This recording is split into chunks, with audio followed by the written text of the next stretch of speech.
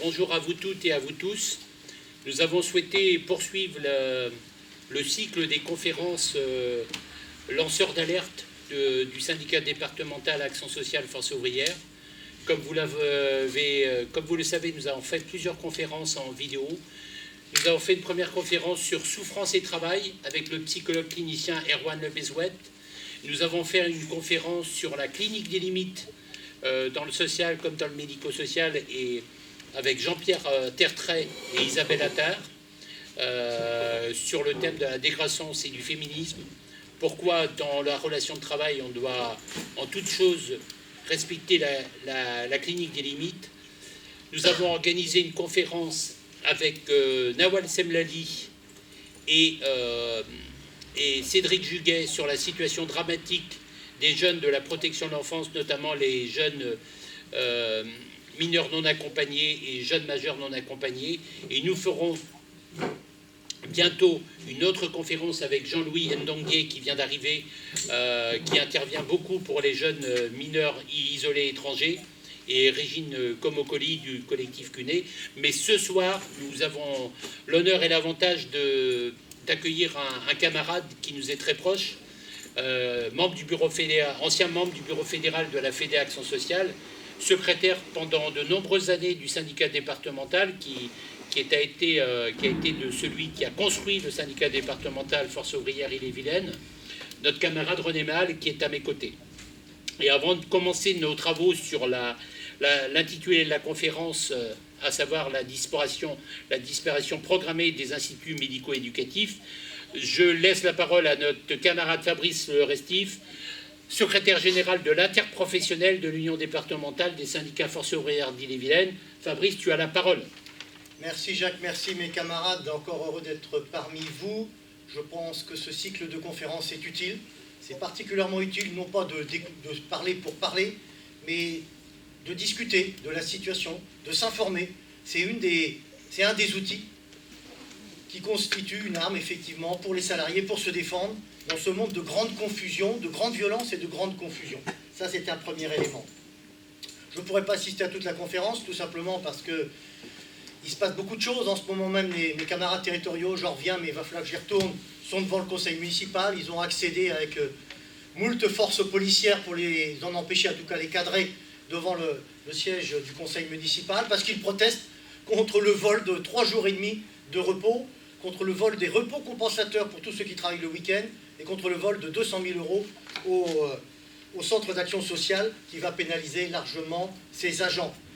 À la fois, la maire, Mme Appéré, les louait leur implication pendant la crise sanitaire et la récompense, s'appuyant sur une loi scélérate, c'est vrai, nationale, mais l'utilise à fond, et même on l'utilise avec des effets d'aubaine, parce que la disparition des repos compensateurs, c'est même pas demandé dans la loi, donc elle en fait plus. Ils sont dans la bagarre, nous sommes l'union départementale dans la bagarre avec eux, excusez-moi, comme elle est aux côtés de tous ceux qui résistent, les femmes, les hommes, qui résistent dans tous les secteurs, et bien évidemment, c'est ce qu'on dit depuis un bon bout de temps déjà, va bien falloir, on l'a essayé modestement le 22 juin dernier, à un moment, rassembler tous ces secteurs. Pour en revenir au sujet qui nous intéresse ce soir, écoutez, ça me semble particulièrement aussi important, parce que c'est lié à une certaine conception, d'une certaine manière, de la République. Et on retrouve là à peu près tous les avatars du macronisme, mais je dirais avant Macron, parce qu'on ne va pas mettre sur le dos de Macron le fait que depuis longtemps on s'attaque à l'éducation spécialisée, c'est vrai. Mais on avance encore plus et encore plus vite, comme sur bien des sujets. Écoutez, mes camarades, les IME sont des éléments extrêmement importants dans cette République, parce qu'on s'occupe de chacun, avec ses spécificités, même si ça coûte de l'argent. Le quoi qu'il en coûte, effectivement, il faut des spécialistes, il faut effectivement des gens qui encadrent, qui aident à tout moment. Ça, c'est extrêmement important. Et en face de ça, il y a toute, je dirais, la perversité du pouvoir, qui va essayer d'être sur le thème, ce qui peut marcher, et effectivement, vis-à-vis des gens un peu extérieurs, parfois même vis-à-vis des parents, peut-être, sur l'inclusion. L'inclusion. Évidemment, ceux qui ne seraient pas pour l'inclusion seraient des méchants discriminants, qui voudraient exclure les enfants ou autres du cycle normal. On serait donc les méchants. Ben écoutez, mes camarades, il faut rétablir la vérité. La réalité, elle est malheureusement plus prosaïque que ça, elle est bassement financière, Ces gens-là le disent dans leur cercle un peu plus restreint, pas devant les médias. Ce qu'ils veulent, c'est faire de l'économie sur le dos, justement, des enfants et des familles qui en ont besoin, dans ce domaine comme dans d'autres. Et à partir de là, effectivement, on va véhiculer toute une série de choses qui mettent en péril l'école de la République. Parce que quand on met des enfants en difficulté dans une classe sans avoir formé, sans aucun moyen pour un enseignant, quel qu'il soit, eh ben ça pose un certain nombre de soucis, bien évidemment. Alors, sous couvert effectivement d'inclusion, le tout inclusif, forcené d'une certaine manière, on est en train de détruire une sacrée belle réalisation, un sacré bel idéal. Et moi je dis que c'est totalement au cœur des préoccupations de l'interprofessionnel. Il faut rétablir la réalité, il faut rétablir les choses. Au même moment où on nous parle de la crise sanitaire, on détruit des lits encore d'hôpitaux aujourd'hui. C'est ça la réalité. Ces gens-là ne reculeront devant rien. La barbarie, pour eux, ils sont prêts à nous l'amener. La barbarie sociale et la barbarie démocratique. Donc mes camarades, vous faites œuvre utile en discutant et en défendant les IME.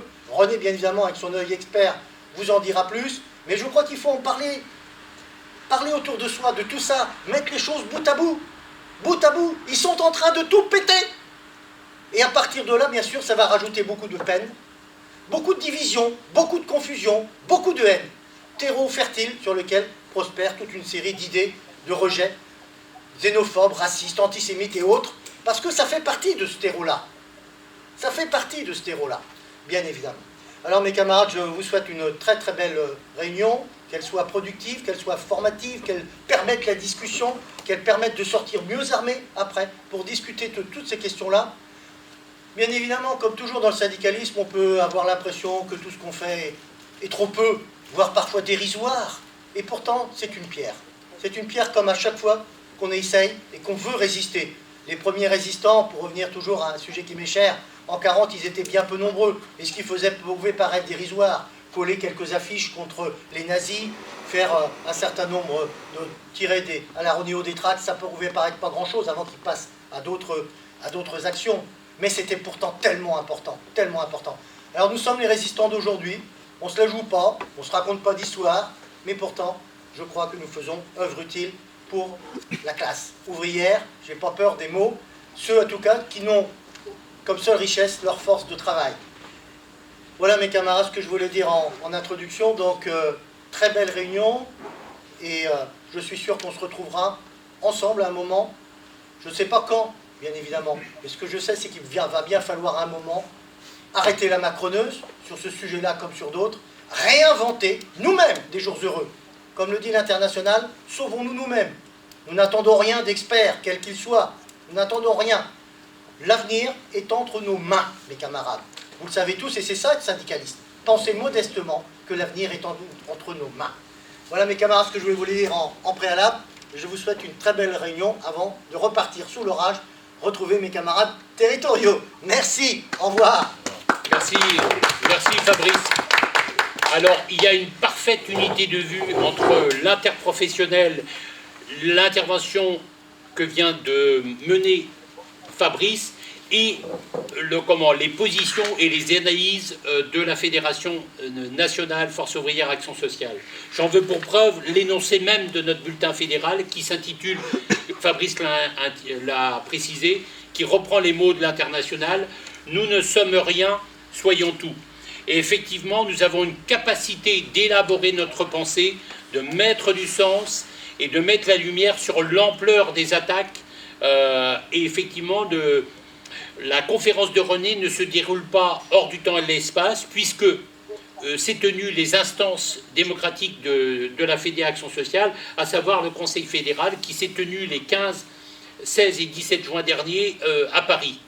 Et le constat est dramatique. La résolution adoptée à l'unanimité par la Fédération est totalement lucide sur l'ampleur des attaques. Contre les attaques gouvernementales et patronales, force ouvrière, la résistance syndicale. Alors de quoi s'agit-il? Il s'agit d'une attaque d'une ampleur considérable qui porte atteinte à la petite enfance. Et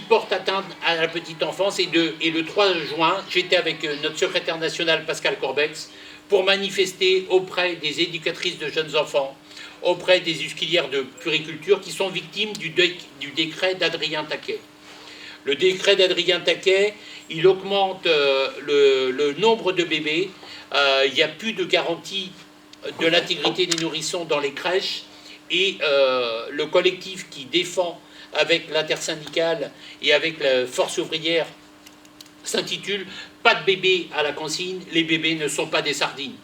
Parce qu'effectivement, c'est toujours la même logique qui est à l'œuvre, la logique de la marchandisation du secteur social et médico-social, et qui s'attaque à la petite enfance, mais qui s'attaque aussi aux accompagnants des élèves en situation de handicap, qui étaient en grève à l'appel de Force ouvrière aussi le 3 juin, les AESH, les AED, en but à leur refus des PIAL, les pôles d'inclusion d'accompagnement localisés. Parce que nous, à Force ouvrière, nous sommes pour une action sociale laïque et républicaine, et à ce titre-là, à l'inclusion forcenée, nous opposons la protection attentionnée. Nous y reviendrons et nous donnerons des précisions sur l'ampleur des attaques. Nous étions également, pas plus tard que le 10 juin, dans la rue et dans la grève avec les camarades de psychologues cliniciens qui se retrouvent massivement en grève pour rejeter un projet d'inspiration corporatiste et pétiniste, la création d'un ordre des psychologues qui viserait à réduire les approches cliniques à l'encontre des psychologues et qui ferait des psychologues des instruments étatiques par la paramédicalisation. Et les psychologues sont très attachés à leur diagnostic, à leur liberté d'analyse des comportements, avec toutes les approches complémentaires qui permettent de contribuer, de concourir à la santé mentale.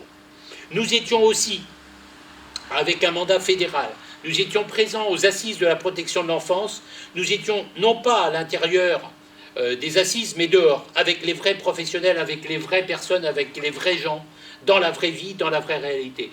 Nous n'étions pas en train de causer sur le projet d'Adrien Taquet concernant la protection de l'enfance. C'est un projet alarmant et inquiétant.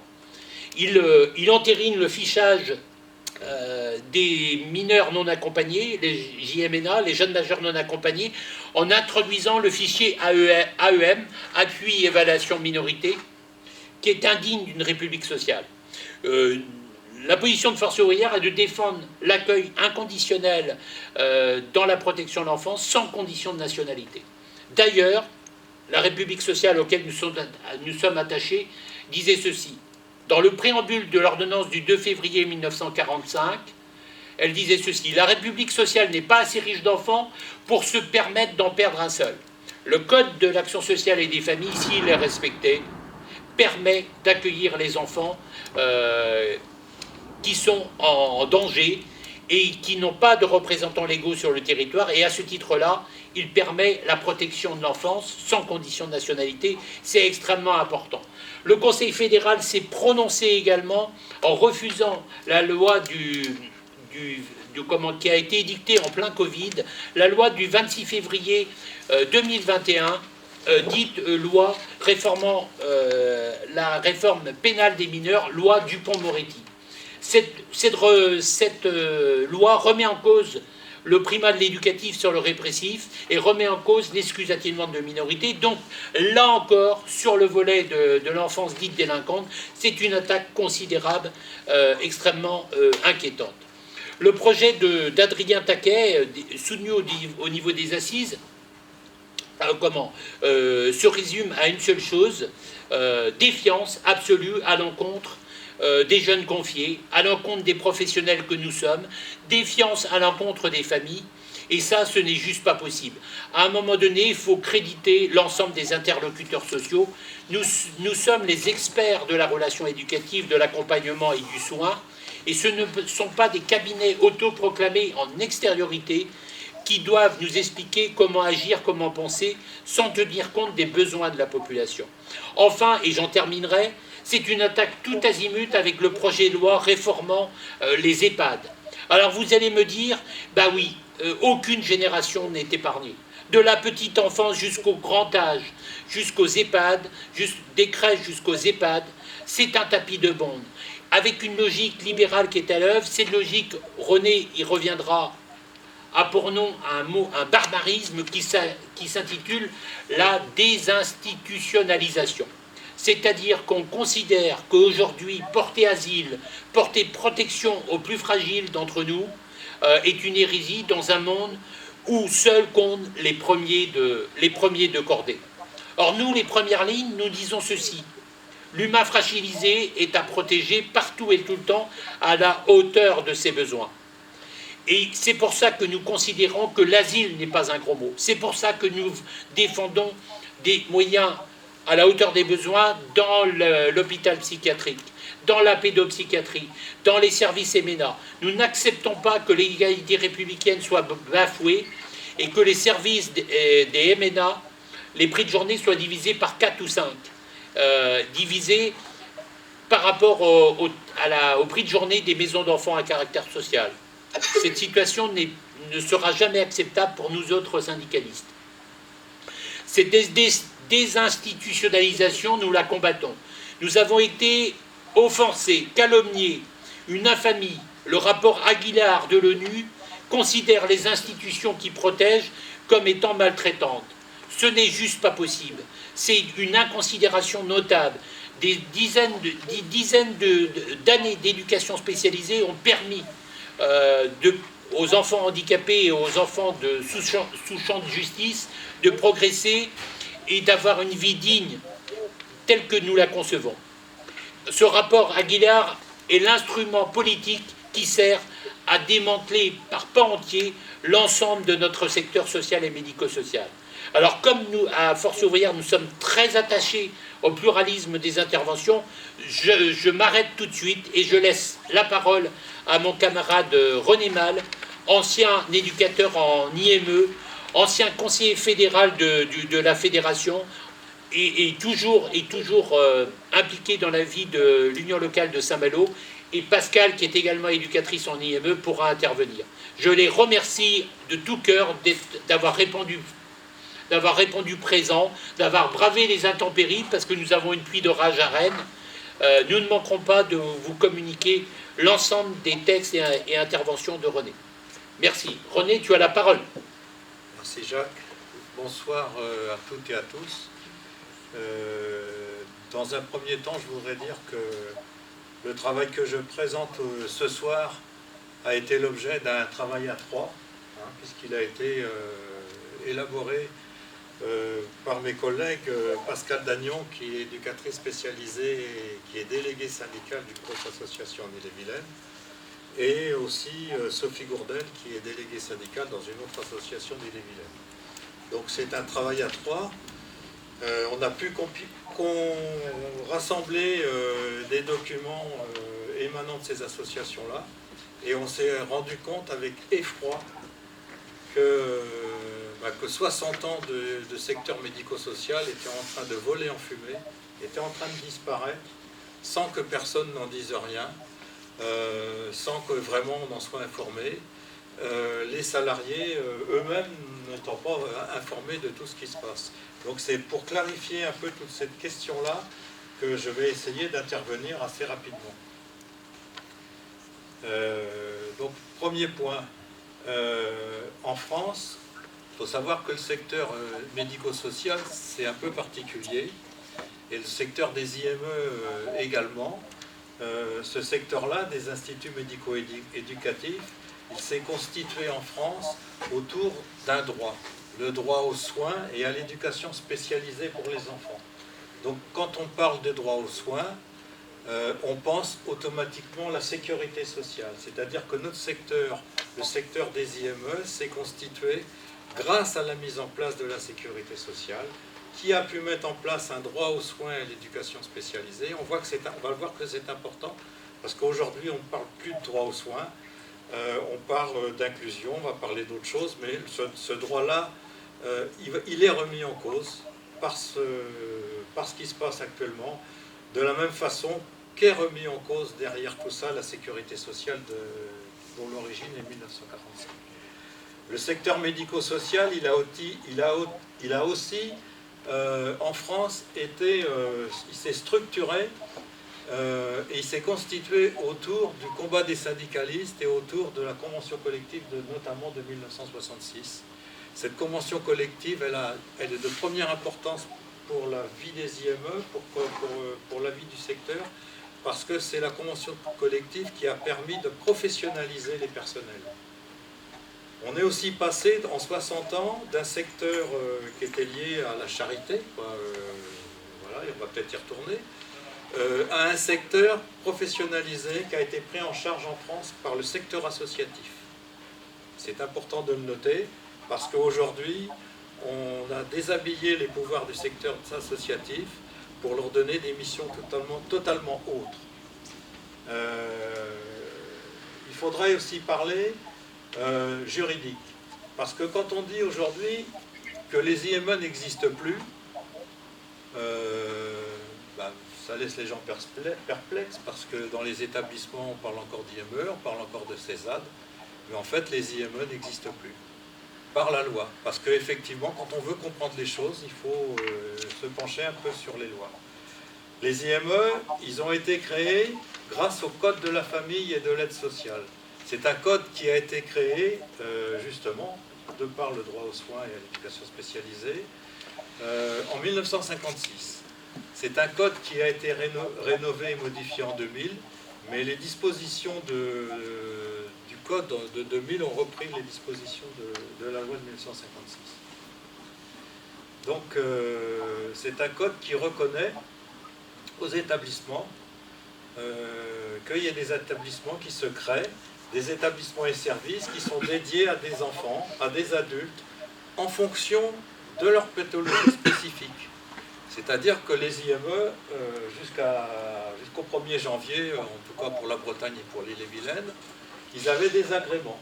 Et le financeur, donc la sécurité sociale, puisque c'est le secteur enfant principalement, était obligé de finançait les établissements, et que les établissements s'appuyaient sur ces agréments, notamment pour recruter les enfants, pour l'accueil des enfants, etc. etc.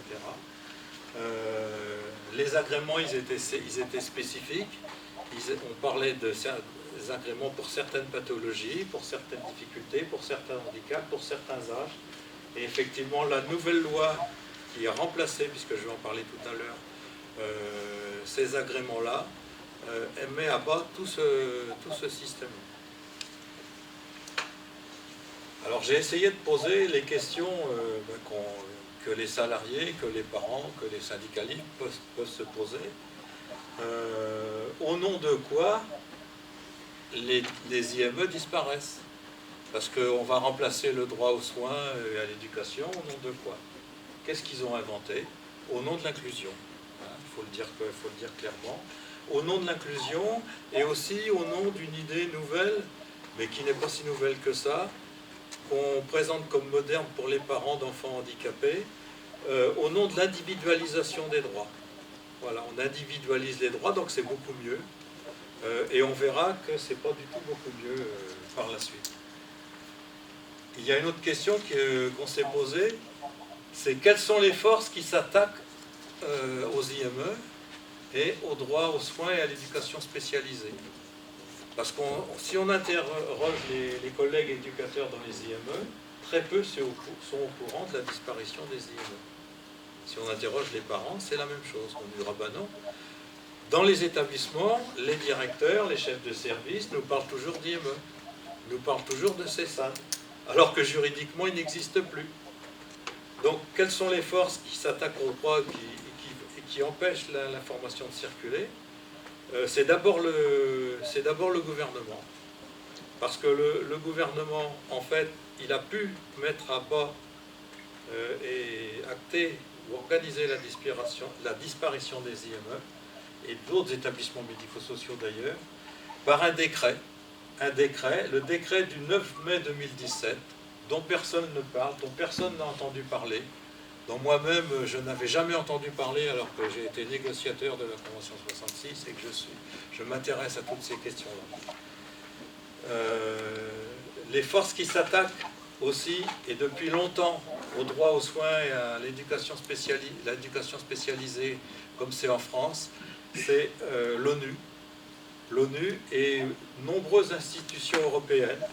Il faut savoir que l'ONU, dans un rapport de mars 2019, explique que les IME sont des lieux de discrimination, sont des lieux de souffrance, des lieux d'enfermement, et que le moderne du moderne, c'est l'inclusion des enfants dans l'éducation nationale. Ce rapport de mars 2019 de l'ONU préconise la disparition des IME. Il préconise la mise à disposition des personnels des IME à l'éducation nationale. En fait, il préconise ce qui est en train de se passer actuellement. Qui s'attaque au droit aux soins et à l'éducation spécialisée?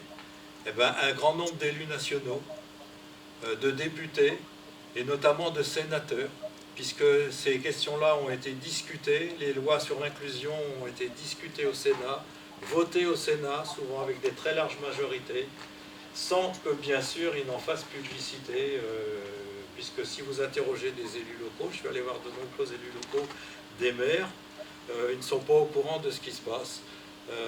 Ceux qui ont voté la loi se gardent bien d'en informer les citoyens. Qui est au courant et qui met en place aussi cette destruction des IME? Ce sont les syndicats des employeurs. Et le syndicat majoritaire de la 66, même unique, c'est le NEXEM, qui effectivement ne fait pas de publicité auprès des salariés, ne fait pas de publicité dans les négociations de commission paritaire, puisqu'ils n'en ont jamais parlé, à mon avis, mais dans des réseaux fermés, organise la mise en place des nouvelles structures, etc. Depuis des années, ils expérimentent des expériences d'inclusion, etc. etc. Tout ceci fait que du côté des salariés, du côté des syndicats de salariés, c'est la méconnaissance la plus profonde, c'est le silence, et aussi du côté des parents d'enfants qui ne savent pas ce qui se trame actuellement. Alors on va en arriver au fait,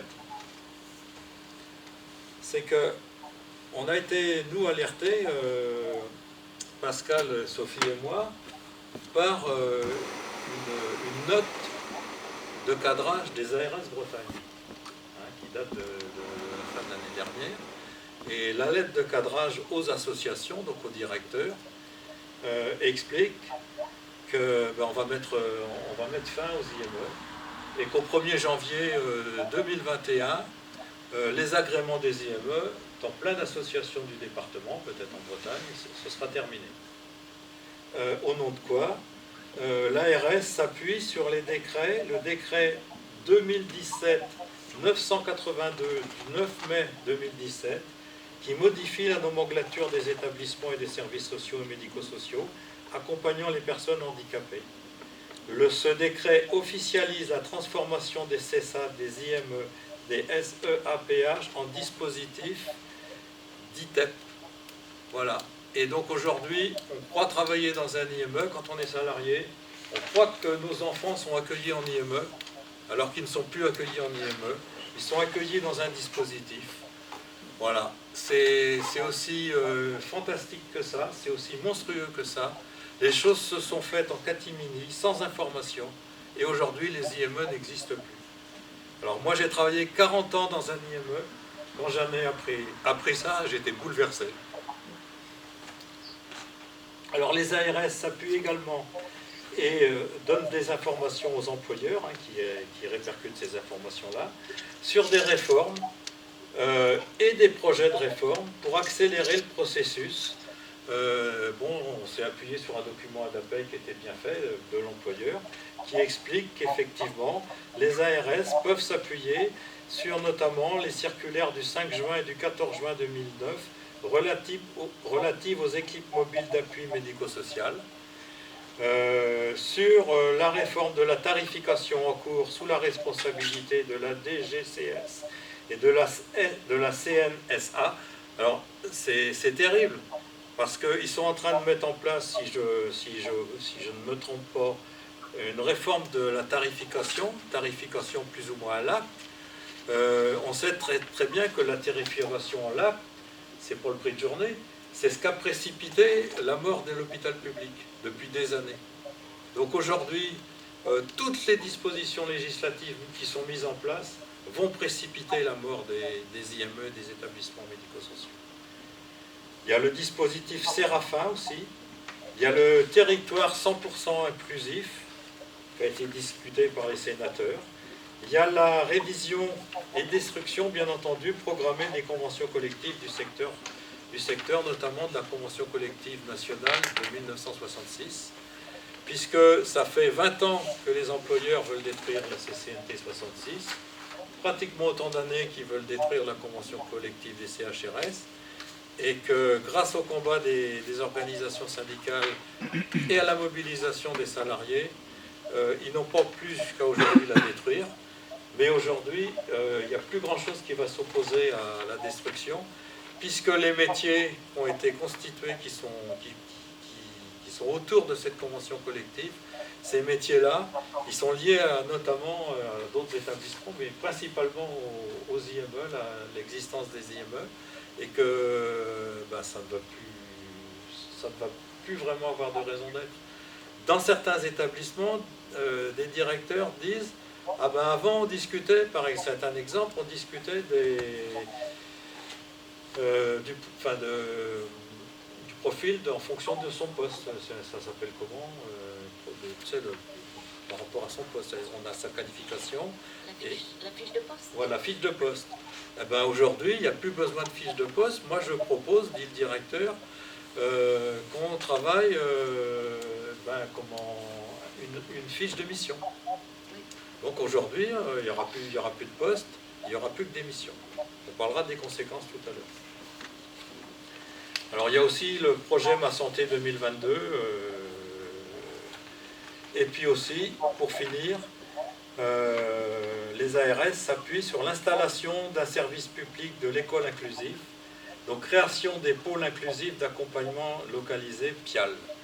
Alors, on ne va pas parler du versant éducation nationale ou très peu, mais la mise en place de ces PIAL génère beaucoup de souffrance pour les parents, pour les enseignants, pour les personnes qui sont chargées d'accompagner les enfants handicapés.